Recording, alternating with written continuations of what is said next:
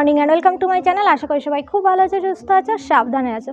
সকাল সকালে যে আমি উপর থেকে ভিডিওটা শুরু করেছি, মানে উপরের ঘর থেকে। আর উপরের ঘরে এই ব্যালকনিতে দাঁড়িয়ে আছি। ব্যালকনি এটাকে ঠিক বলা যায় না, বলা যায় রুমের সাথে অ্যাটাচড করা খালি ওই খোলা ছাদ।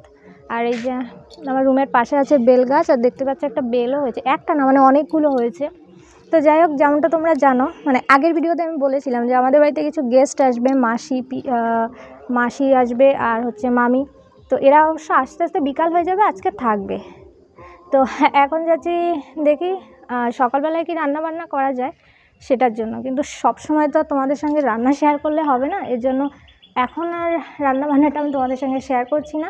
তো চলো, পরে আবার দেখা হচ্ছে। আসো, ওই করো, এই দরজাটা দিয়ে দাও। তো চলো বন্ধুরা, নিচে যাই, পরে দেখা হচ্ছে। সকালবেলায় এই যে আমি সকলের জন্য ডিম ভাজি করছি, আর রাত্রেবেলায় একটু ফুলকপির তরকারি ছিল, তো সেটা গরম করব। এই যে খেতেও চলে এসছে, খেয়ে দিয়ে অবশ্যই একটু বেরোবে। দমা উঠতেছে বাদ দিয়ে।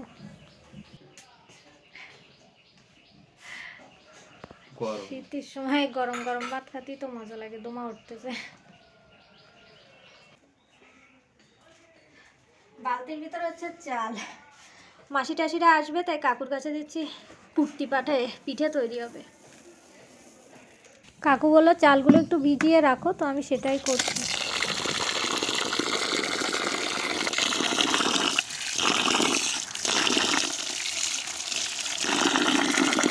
আমাদের এই যে রান্নাঘরের দুটো দরজাই বন্ধ হয়ে গেছে, মানে এ ঘরে তো আমরা রান্না করি আর এই সাইডে কাকু রান্না করে। তো কাকুর কথা বলতে একটা কথা মনে পড়ে গেল। একজন আমাকে বেশ কয়েকদিন আগে একজন আমাকে কমেন্টস করেছিলে, মানে আমি তো নন্দিনীকে অনেক ভিডিওতে দেখিয়েছি, তো একজন কমেন্টস করেছিলে যে নন্দিনী কে হয়। তো নন্দিনী হচ্ছে কাকুর মেয়ে। কাকুর মেয়ে বলতে কাকুরা আমাদের বাড়িতে ভাড়া থাকে, এই কথাটা অবশ্য অনেকবারই বলেছি, তারপরেও হয়তো সকলে তো সব ভিডিও দেখে না, এই জন্য আবারও বলছি। আমাদের বাড়ি ভাড়া থাকে, তো তাই ভাড়া থাকে অনেক দিন ধরে, এখন ভাড়া বলা যায় না, নিজের লোকই হয়ে গেছে তারা। তো যাই হোক, মা গেছে হাঁস আনতে, আর কাকু গেছে তোমার ওই যে চাল ধুচ্ছিলাম না পিঠে তৈরি করবো বলে, তো চালের গুঁড়ো তৈরি করতে গেছে। আর এখন ও একটু বেরোবে। এই যে কাকু চালের গুঁড়ো তৈরি করে নিয়েও চলে এসছে। কতখানি করেছে? 4 কেজি। তো উপরে একটু কয় কেজি চাল? 4 কেজি। 4 কেজি। 4 কেজি চাল? 15টার নিচে রে বাবা। এই 1 কেজি ভাঙাতি কত লাগে? 15 টাকা করে নিচে আজকে। 60 টাকা। দেখলে তো কাকু চালের গুঁড়োটা নিয়ে এসছে, আর আমি এখন এসছি ওই গুঁড়োটা নিয়ে ছাদে একটু রোদ্দুরে দেওয়ার জন্য। চালের গুঁড়ো যদি রোদ্দুরে দিয়ে পিঠে তৈরি করা হয় তাহলে কিন্তু পিঠেগুলো বেশ ভালো হয়, আর গুঁড়োও কিন্তু অনেক দিন পর্যন্ত ভালো থাকে। তবে আজ কিন্তু রোদ্দুরের কোনো ঠিক ঠিকানা নেই, পুরো দিনটাই যেন মেঘলা মেঘলাভাবেই চলছে। আমার এক সাবস্ক্রাইবার আছে, সে হয়তো আমার দুটো চ্যানেলই ফলো করে।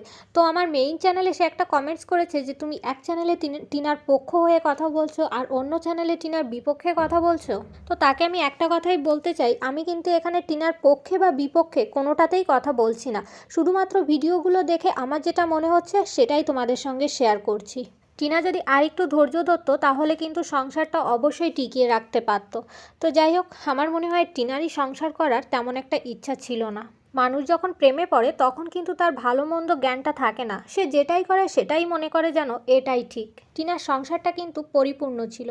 তো টিনাকে আমি একটা কথাই বলবো, এখনও সময় আছে, যা করবে একটু বুঝে শুনে করো, নিজের পায়ে নিজে কুড়োল মেরো না। আচ্ছা, এবার এক কাজ করো, ওই যে থেকে ছোটো ছোটো ইটির কড়াই এনে যদি বাতাসে উড়ে যায়,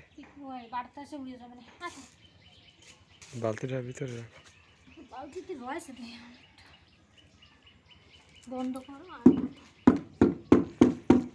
চারপাশের পরিবেশটা একটু দেখায় দিই। চারপাশে শুধু গাছপালায় ভরা।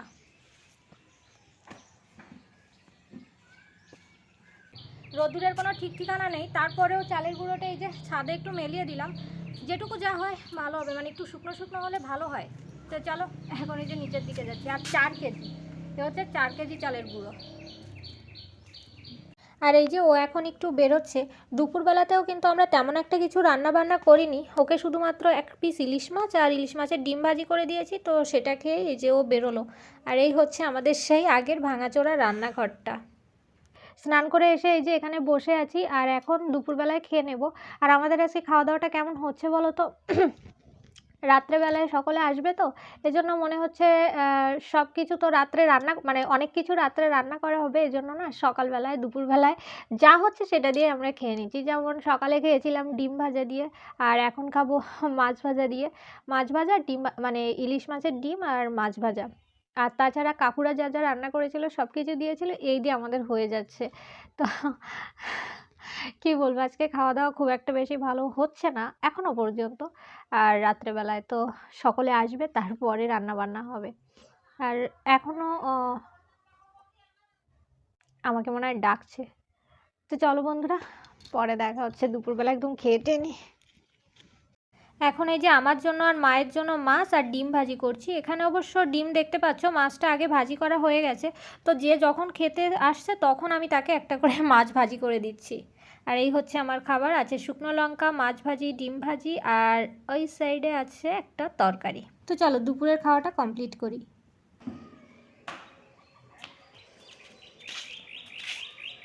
আমি আর নন্দিনী এই যে আর একটু ছাদের উপরে এসেছি। এখন ওই জামা কাপড়গুলো নিয়ে যাব আর গুঁড়োটাও তুলে নিয়ে যাব। এই পড়বে না নন্দিনী, পড়বে না, ওভাবে পড়বে না, দেয় আমার কাছে দে।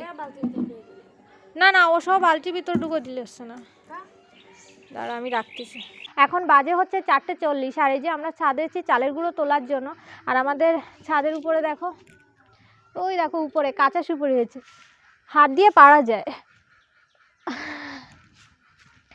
তো যাই হোক, পিঠে তৈরি করা হবে এখন। আর বলেছিলাম না মামি মাসি এরা আসবে, কিন্তু ফোন করে বলল যে মামি আসবে না, সকালবেলায় আসবে, মাসি আসবে। তো মাসি আর মেসো আসবে, তো ওরা আসবে, এই জন্য ভালো তেমন কিছু আজকে রান্না করা হবে না, যেহেতু সকালবেলায় মামি টামি আসবে, এই জন্য এখন শুধু ইলিশ মাছ দিয়ে আর কলা দিয়ে মনে হয় তরকারি রান্না হবে। আর কি একটা বললো মা, আমার খেয়াল নেই। তো এই দুটো জিনিস রান্না হবে, আর কিছু হবে না। আর পিঠে তৈরি করা হবে। তো আমি, কাকিমা, নন্দিনী, মা সকলে মিলে এখন পিঠে তৈরি করব। আবার নন্দিনী বলছে ফুচকা খাবে, ফুচকা তৈরি করতে হবে। তো যাই হোক, ফুচকাটা আমি ওকে বলে দেবো কীভাবে তৈরি করতে হয়, ও তৈরি করবে, আর আমি তো পিঠের ওইখানে থাকবো। সবারই বল তোর ফুচকা কেন খেতে ইচ্ছে করতেছে? কালকে রাত্রে নন্দিনী একটা ফুচকা খাওয়ার ভিডিও দেখছিল, আর সেটা দেখতে দেখতে ওর ফুচকা খেতে ইচ্ছে করছে, গালে জলও চলে আসছিল। তো যাই হোক, এখন এজন্য ওকে ফুচকা তৈরি করে খাওয়াতে হবে। কেন আমি ভিডিওটা দেখালাম, যেহেতু ভিডিওটা আমি দেখিয়েছিলাম, এজন্য ফুচকাটা আমারই তৈরি করে খাওয়াতে হবে। আর কাপড় চোপড়গুলো এখনো ভিজে আছে, তারপরেও তুলে নিয়ে যাবো। আজকে সত্যি এত পরিমাণে মেঘলা মেঘলা, রোদ্দুরের কোনো ঠিক ঠিকানা নেই, প্রচণ্ড মেঘলা মেঘলা হয়েছে। তো এতে বৃষ্টি তো হবে না, তারপরেও যদি রোদ্দুরটা হতো বেশ ভালো হতো। এটা শুধুমাত্র জামাটা ভিজে আছে।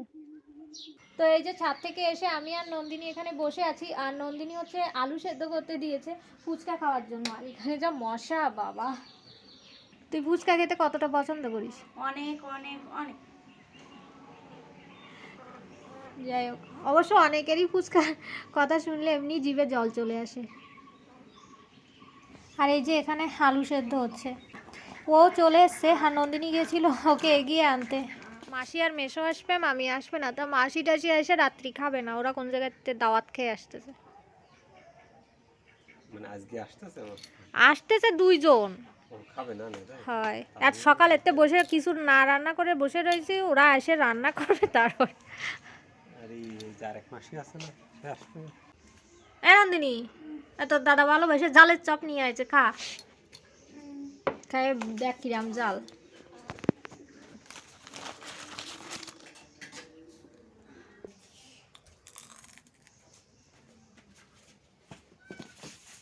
মোটামুটি যা, বেরো বেরো বেরো।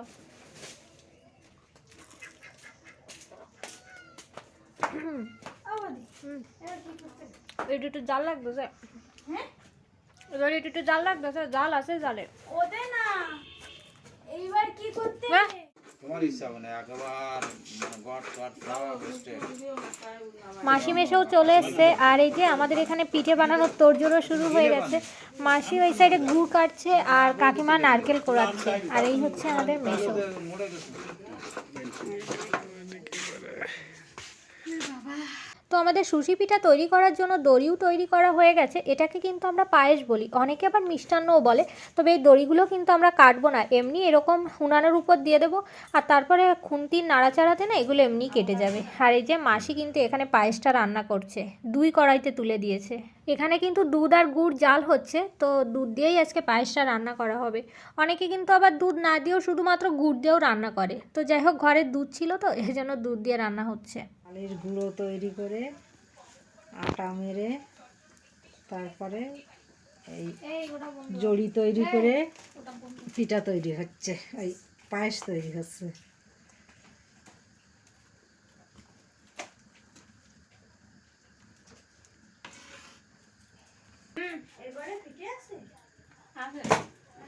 মাসিরা আসবে বলে সকাল দুপুরবেলায় তো আমরা কিছু রান্না করিনি। এবার মাসিরা এসে তো রাত্রেই খাচ্ছে না, তাহলে আমরা আমাদেরই ফাঁকে পড়ে গেছে।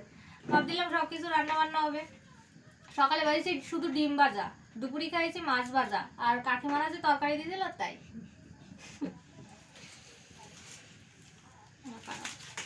তো মাসির পায়েস রান্না মোটামুটি কমপ্লিট। আর আজকে সারাদিন দেখলে তো আমরা কি খেয়েছি, রাতের জন্য অপেক্ষা করছিলাম ভালো কিছু হবে, কিন্তু মাসিরা খেলো না বলে আজকে রাত্রেবেলায় শুধু আমরা পিঠে পায়েস খেয়েই থেকেছি। ভাতও রান্না হয়েছিল কিন্তু আর খেতে ইচ্ছে করেনি। তো যাই হোক বন্ধুরা, দেখতে পাচ্ছ মাসি পায়েসটাও নামিয়ে দিচ্ছে। আর আজকের ভিডিওটা আমি এখানেই শেষ করছি। ভিডিওটা যদি ভালো লেগে থাকে অবশ্যই লাইক করবে, শেয়ার করবে, কমেন্টস করবে, আমার চ্যানেলটিকে সাবস্ক্রাইব করবে। দেখা হচ্ছে নেক্সট একটা ভিডিওর সঙ্গে। সবাই খুব ভালো থেকো। আর কালকে কিন্তু মামি, তারপরে আমার মা বাবা সকলে আসছে, ভীষণ ভালো একটা ভিডিও হবে, কেউ মিস করো না। ওকে, তো চলো পরে আবার দেখা হচ্ছে। Good night.